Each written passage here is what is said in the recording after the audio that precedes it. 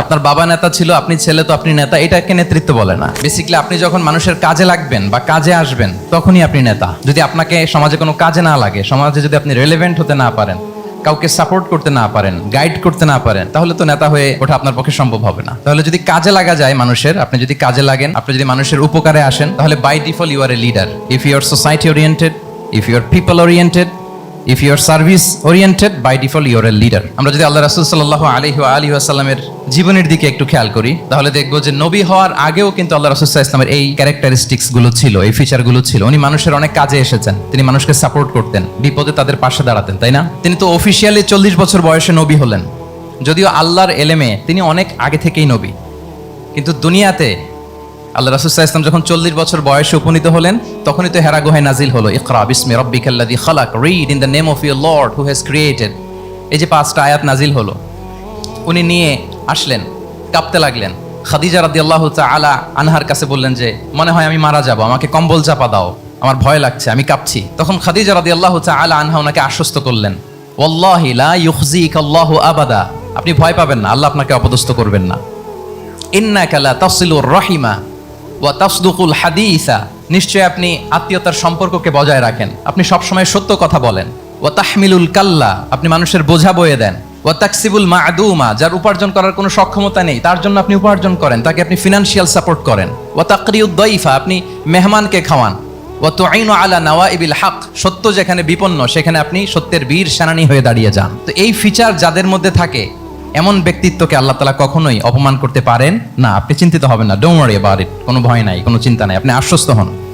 তাহলে দেখেন, এই যে 6টা গুণের কথা খাদিজা রাদিয়াল্লাহু তাআলা আনহা বললেন, এগুলো কিন্তু রাসূল সাল্লাল্লাহু আলাইহি ওয়াসাল্লাম নবী হওয়ার আগের গুণ।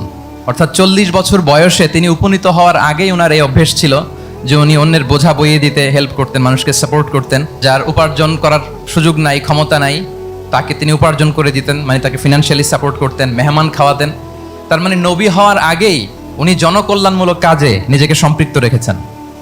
মানুষকে তিনি সাপোর্ট করতেন, মানুষকে হেল্প করতেন, উনি মানুষের কাজে লাগতেন। আর যে মানুষের কাজে লাগে, মানুষের উপকারে আসে, জনকল্যাণমূলক কাজে নিজেকে সম্পৃক্ত রাখে, বাই ডিফল্ট সে নেতা, বাই ডিফল্ট সে কি নেতা হয়ে যায়।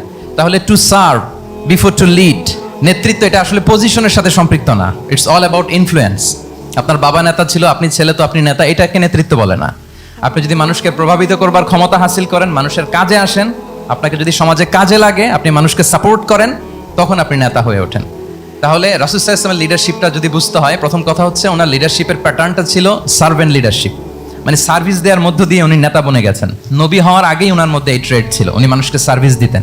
আরবিতেও একটা কথা আছে, সাইয়্যিদুল কওমি খাদিমুহুম, মানে যিনি সমাজের নেতা তিনি হবে সমাজের সবচেয়ে বড় খাদেম। যিনি নেতা হবেন তিনি সমাজের সবচেয়ে বড় কি হবেন? খাদেম হবেন। আমি টোটাল 12টা পয়েন্ট আলোচনা করবার চেষ্টা করব ইনশাআল্লাহ। প্রথম পয়েন্টটা হচ্ছে সার্ভেন্ট লিডারশিপ, মানে to serve before to lead. নেতা হওয়ার আগে খাদেম হইতে হবে। কি হইতে হবে? খাদেম হইতে পারলে আপনি বাই ডিফল্ট নেতা। তাহলে আল্লাহ রাসূল সাল্লাল্লাহু আলাইহি ওয়া আলিহি ওয়াসাল্লামের নেতৃত্বের প্রথম কথা হচ্ছে ওনার লিডারশিপ প্যাটার্নটা ছিল সার্ভেন্ট লিডারশিপ। এটা হচ্ছে নাম্বার 1। 2 নাম্বার কথা হচ্ছে নেতৃত্বের জন্য যেটা লাগে সেটা হচ্ছে কম্পিটেন্স। কিছু কম্পিটেন্স লাগে, এর মধ্যে অন্যতম কম্পিটেন্স হচ্ছে এলোকোয়েন্স, বাগ্মিতা, বক্তব্যের পারঙ্গমতা। এটা লাগে, মানে যিনি নেতা হবেন তিনি কথা বলতে জানতে হবে, কথা বলতে পারতে হবে। এবার বলেন তো, আল্লাহ রাসূল সাল্লাল্লাহু আলাইহি ওয়াসাল্লামের এই কোয়ালিটিটা ছিল কি ছিল না? অসাধারণ কমিউনিকেশন স্কিল ছিল আল্লাহ রাসূল সাল্লাল্লাহু আলাইহি ওয়াসাল্লামের। এবং ওনার পাবলিক স্পিকিং এর যে কি দক্ষতা, আমরা ওনার বিভিন্ন বক্তব্যে, ওনার জুমার খুতবায়, ওনার বিভিন্ন আলোচনায়, বক্তব্যগুলো থেকে আমরা বুঝতে পারি। তাহলে নেতা হইতে হলে তার এলোকোয়েন্স লাগে, বাগ্মিতা লাগে। একজন মানুষ সর্বপ্রথম কোন জিনিসের প্রেমে পড়ে জানেন? কথার প্রেমে পড়ে। কিসের? কথার প্রেমে পড়ে। কথার ধরন, কণ্ঠস্বর, তার অ্যাটিটিউড, তার শব্দের জাদু, এটা মানুষের হৃদয়কে জয় করে ফেলে। আল্লাহ রাসূল সাল্লাল্লাহু আলাইহি ওয়াসাল্লাম তিনি নিজেও বলেছেন, ওয়া ইন্না মিনাল বায়ানি লা সিহরা, কিছু কিছু বক্তব্যের মধ্যে জাদু আছে। তো রাসূল সাল্লাল্লাহু আলাইহি ওয়াসাল্লামের এই এলোকোয়েন্স ছিল, এলোকোয়েন্স। তিনি বলতেন, উতিতু জাওয়ামিউল কালিম, আল্লাহ তাআলা আমাকে সর্বমর্ম বাচন ভঙ্গির অধিকারী করেছেন। মানে উনি যেটা বলতেন এটা ছিল very precise in wording but comprehensive in meaning. এটার যে দোতনা, এটার যে appeal to the heart of the people, to the heart of the listener, এটা অসাধারণ, মানুষের হৃদয়কে জয় করে ফেলতো। আল্লাহু আকবার। তাহলে নেতা হইতে হইলে তার কমিউনিকেশন স্কিল লাগবে। কি বলেন? লাগবে। এখন নেতা আসছে, উনি বক্তব্য করতে পারতেছে না, তাহলে কি নেতা হইতে পারবে? তাহলে পাবলিক স্পিকিং, কমিউনিকেশন স্কিল, এটা ইটস এ মাস্ট, এটা নেতার লাগবে।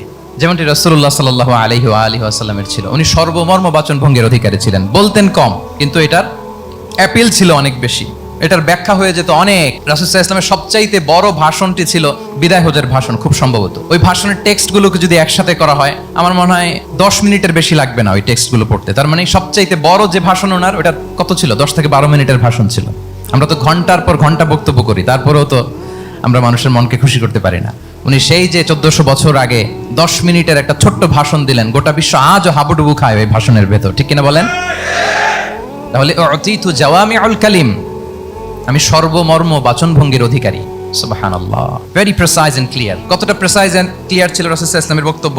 আম্মা জান আয়েশা রাদিয়াল্লাহু তাআলা আনহা বলেন, লাউ আদ্দাহুল আদু লা আহসাহু। তিনি যখন বক্তব্য করতেন, কেউ যদি চাইতো যে দেখি কয়টা শব্দ বললেন বক্তব্যে, কয়টা বাক্য বললেন, চাইলে মুহূর্তে গুনে ফেলা যেত সেটা। এত প্রিসাইজ এন্ড ক্লিয়ার বক্তব্য ছিল যে তিনি কয়টা বাক্য ব্যবহার করেছেন, কয়টা শব্দ ইউজ করেছেন এই বক্তব্যে, চাইলে যে কেউ গুনে ফেলতে পারত। এবং তিনি খুবই শুদ্ধ আরবিতে কথা বলতেন, আফসাহুল লিসান ছিলেন। বিশুদ্ধ ভাষায় কথা বলতে পারা এটা অনেক জরুরি। রাসূল সাল্লাল্লাহু আলাইহি ওয়াসাল্লাম অত্যন্ত বিশুদ্ধ আরবিতে কথা বলতেন, এবং বিশুদ্ধ আরবি জানাটা বা বিশুদ্ধ ভাষাটা এত জরুরি যে আল্লাহ তাআলা তার প্রিয় হাবিবকে এই বিশুদ্ধ ভাষা শেখানোর জন্য মায়ের বুকের দুধ খাওয়া থেকে বঞ্চিত রেখেছিলেন।